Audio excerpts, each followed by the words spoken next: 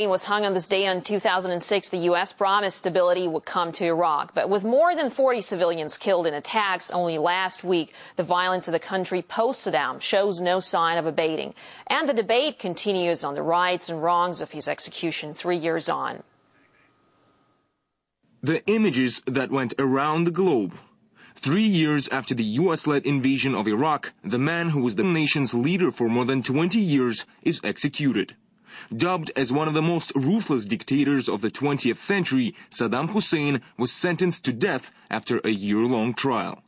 Nobody, mind you, nobody have ever been able to give me another example, to name another dictator in today's world, who could match Saddam Hussein. No, no such a person.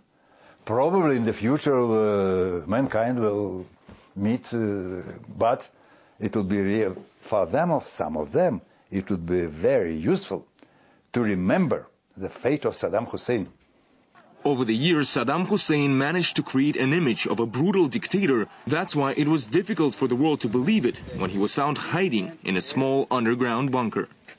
An international court found Saddam Hussein guilty of crimes against humanity and the killing of 148 Shiites in the 1980s.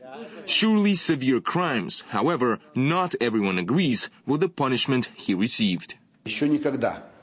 This was an absolutely barbaric and unprecedented act.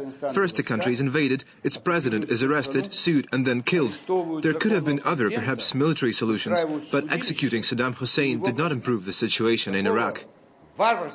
Today, sectarian violence continues to rage in Iraq, with over 4,000 civilians killed this year alone. The total number of people who lost their lives since the U.S.-led invasion is still unknown. However, some sources say this figure could be nearing 1 million.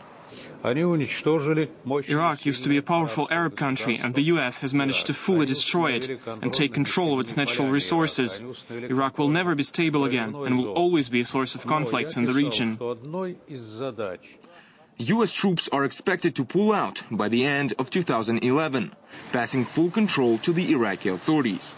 The question is, will they be ready for it? Yegor Piskunov, RT, Moscow.